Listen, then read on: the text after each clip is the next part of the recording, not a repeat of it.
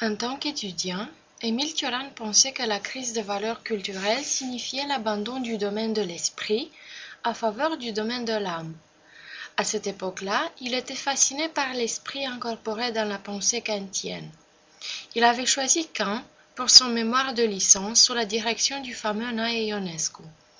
Dans son enthousiasme, il avait décrété la philosophie de Kant et les mathématiques des excellents remèdes contre sa tristesse congénitale. Tout cela jusqu'au début du complot contre le philosophe mystique, Nae Ionescu, duquel les philosophes rationalistes ont essayé de se débarrasser. Sans aucune sensibilité religieuse, ils étaient jaloux du succès des conférences de Nae Ionescu, suivies non pas par des étudiants en philosophie, mais aussi par des étudiants en théologie, droit ou même en sciences.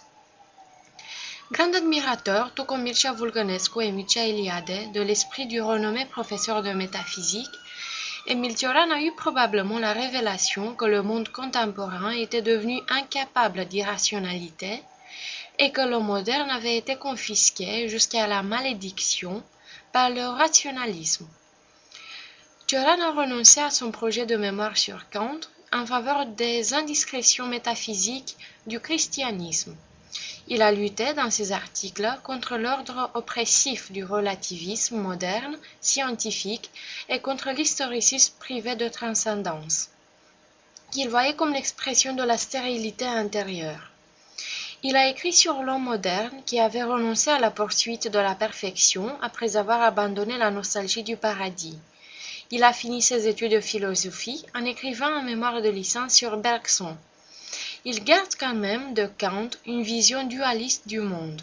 À cela, il ajoute la technique kierkegaardienne de préserver les contraires dans leurs tensions irréconciliables. D'un côté, il y a le monde de Dieu, de la nature et du village roumain, de l'intuitionnisme moral et du plan affectif, où Cioran a vécu heureux et en tombant amoureux comme un con. Dans ce royaume, il a été un agréable partenaire de vie et un fidèle ami. Simone Bouet, que Cioran a aimé dès 1942 et avec laquelle il a passé le reste de sa vie, disait en 1996 qu'il était une personne joyeuse et pas du tout sinistre, tel que ses livres le suggéraient. Petre Tsuța était d'avis qu'il prétendait d'être désespéré, tandis qu'un autre bon ami, le poète Horia Stamatu, avait écrit qu'il était le pessimiste avec le plus d'humour de tous les pessimistes qu'il avait jamais connus. Nicolaus Sombar était d'avis lui aussi que Cioran n'était pas désespéré, il était juste un bon écrivain. Dans sa vision dualiste, en opposition avec le monde de Dieu, il y avait la lucidité et son monde dépourvu d'illusions.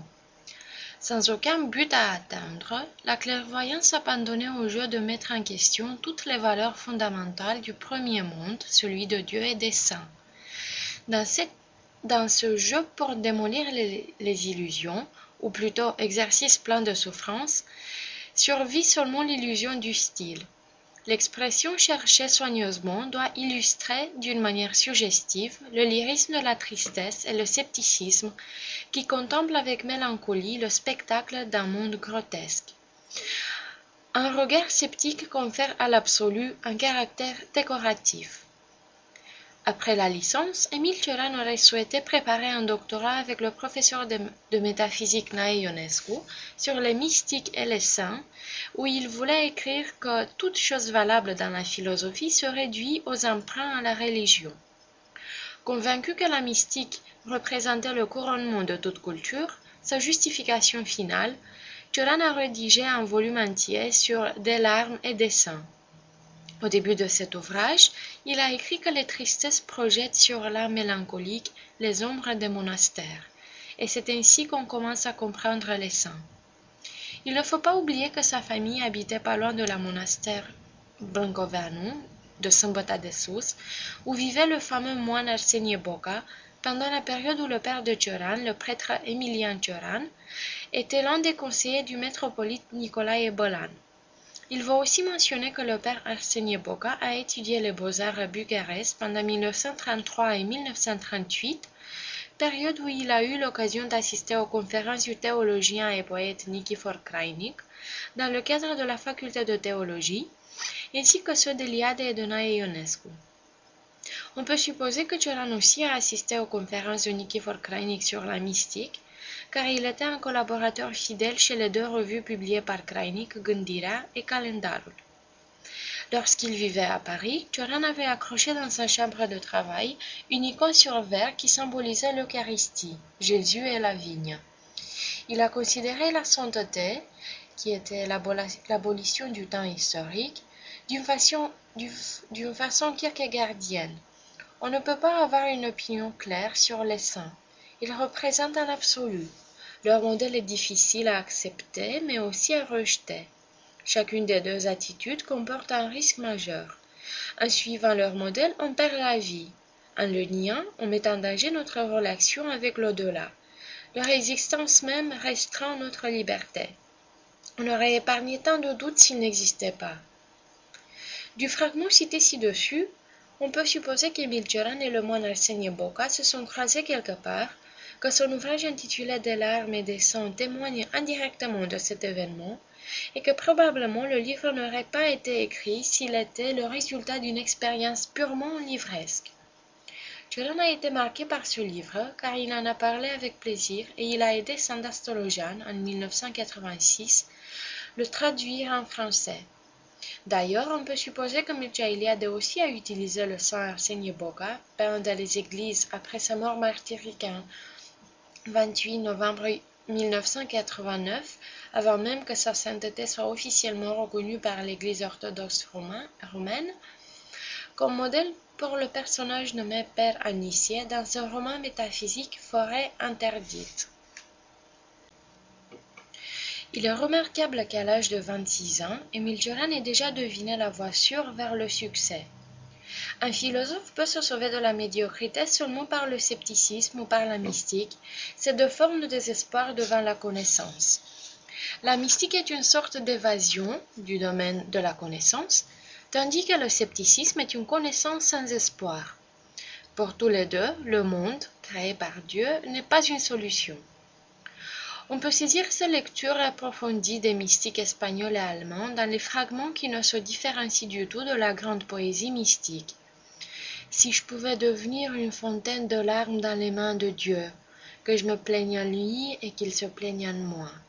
Ou bien, on se voit en Dieu et Dieu se voit en nous. C'est une vision double de l'introspection qui nous révèle la vie de l'âme comme moi et comme Dieu. C'est ainsi uniquement que la connaissance de soi peut avoir un résultat et un sens. Son ouvrage sur les saints est, certes, marqué par l'empreinte de sa personnalité rebelle. Le monde des saints est une poison céleste dont la virulence augmente avec nos solitudes. Ne nous ont-ils pas corrompus en nous montrant par leur exemple que les douleurs aboutissent et mènent quelque part?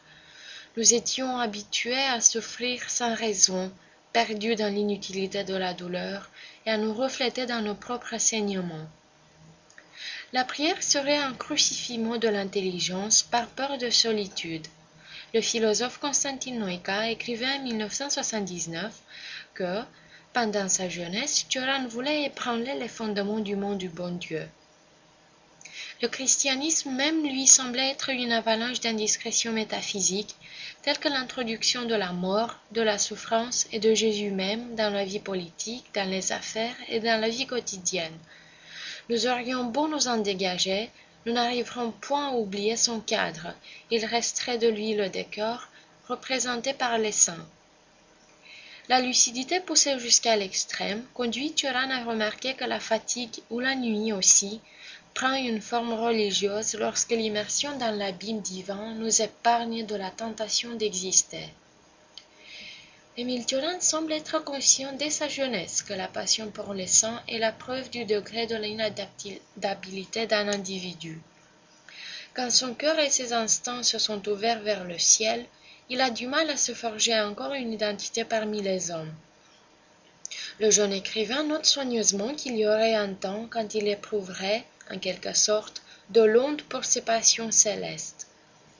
Apparemment, ce moment a été illustré par une mention dans ses cahiers, où il superpose l'idée de la futilité de l'existence parmi les hommes à l'idée d'immersion dans l'abîme divin afin d'oublier de nous-mêmes.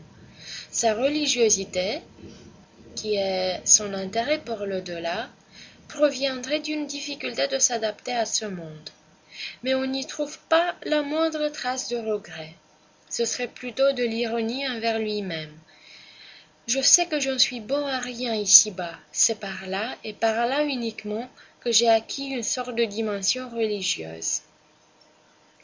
En effet, ses passions célestes ne le quitteront jamais, bien que des fois elles prennent la forme d'une admiration sans rivage pour la musique de Bach. En outre, sa passion pour les saints réapparaît dans une lettre dont le texte pourrait facilement se constituer un essai philosophique, qui s'ouvre avec l'évocation d'un récit initiatique sur l'existence des âmes pures qui n'ont pas été touchées par le péché originel.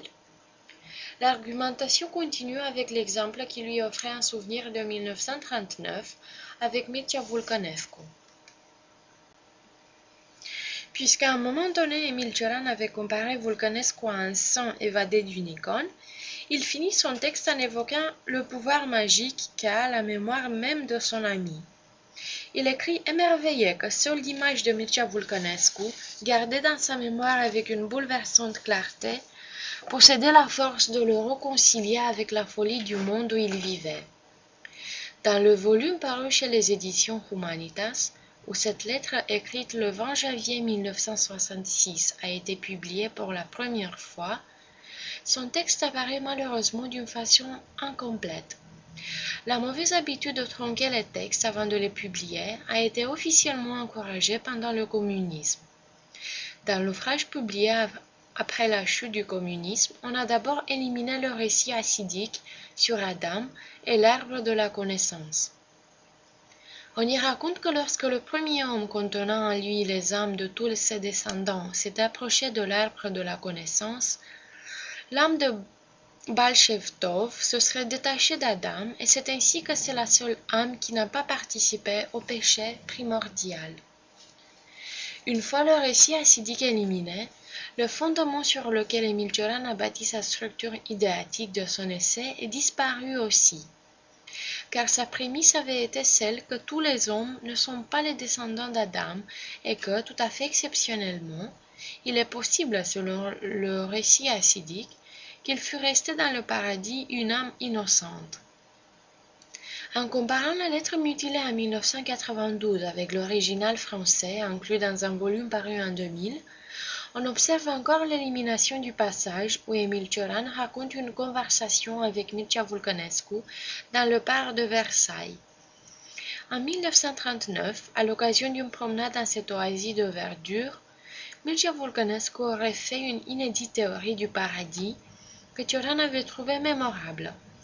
Ainsi qu'après une vingtaine d'années, il s'est souvenu de l'idée de Vulcănescu concernant la faille métaphysique qu'implique le paradis et qui le rend semblable à une monade avec une seule fenêtre. Or, la fenêtre du paradis dont Mircea Vulcănescu avait parlé ne serait connue qu'aux saints qui ont vécu en dehors du temps d'après la chute. Dans sa jeunesse, Emil Cioran avait publié un article sur la nature et l'homme qui a renoncé à la transcendance en s'arrachant soi-même d'entre les créatures de Dieu. Il y affirme que l'amour pour la nature n'est au fond que son regret. En pensant à l'avenir qui l'attendait, Cioran a eu la clairvoyance que l'échec de sa préoccupation religieuse serait, en Occident, déterminé par son amour démesuré pour la nature, car uniquement parmi les fleurs et les arbres on peut faire la guerre à Dieu. On aurait trouvé cette idée chez le philosophe Lucian Blaga dans son discours de réception à l'Académie. Bien qu'argumenté avec moins d'esprit combatif, le point de départ d'une telle pensée a été, dans les deux cas, le village roumain dont la vie tourne autour de l'église. Chez Mircea Vulcănescu, la théorie concernant la faille métaphysique du paradis, qu'il a exposée avec une parfaite spontanéité pendant la promenade dans le parc de Versailles, serait, pour ainsi dire, la preuve irréfutable qu'il connaissait sur le paradis des choses que tous les autres n'avaient pas eu la chance de connaître. Et non pas parce qu'il avait lu plus d'ouvrages patristiques que Cioran, qui était témoin au surgissement inattendu d'une vision sur le paradis, née d'une pensée fulgurante allumée par la contemplation du paysage du parc de Versailles, mais tout simplement parce que, selon le témoignage des amis qui l'ont connu, tels que Mircea Eliade, Emil Cioran, Constantin Noicar, Xavier Acterian, Horia Stamatu, Mircea Vulcănescu était dès sa naissance différent de tous les êtres humains. Emil Cioran pensait que l'explication serait que l'âme de Vulcănescu n'avait pas été touchée par le péché adamique. Son ami assassiné dans la prison par les mercenaires de l'occupation soviétique de la Roumanie aurait représenté précisément cette exception-là qu'il a voulu mettre en lumière le récit acidique. Le maître de l'aphorisme qui distillait ses angoisses et ses lucidités dans un style que seuls les vrais connaisseurs pouvaient apprécier à sa juste valeur, en évoquant Vulcănescu, gardé dans sa mémoire comme le sang évadé d'une icône, a écrit comme il ne l'avait jamais fait du monde du bon Dieu. D'habitude, il se mettait à écrire quand il avait envie de se foutre une balle dans la peau. En écrivant de ce deuxième monde, celui du désespoir, il pensait que l'écriture avait un rôle thérapeutique qui rendait sa lucidité plus facile à supporter. Comme une exception réservée aux grandes occasions, lorsqu'il s'est décidé d'écrire sur Mircea Vulcănescu, martyr innocent des prisons communistes comme tant d'autres, Cioran l'avait fait comme s'il ne s'était jamais détaché du monde miraculeux où les saints vivent un présent éternel. En pensant au jugement dernier, il avait imaginé en 1937 ce qu'il resterait du monde si le ciel et la terre étaient disparus. Il a eu alors la clairvoyance prophétique que les seuls qui resteraient seraient les larmes des saints. La lumière du paradis s'y reflèterait en leur offrant le don de guérir les hommes de tous leurs souvenirs douloureux.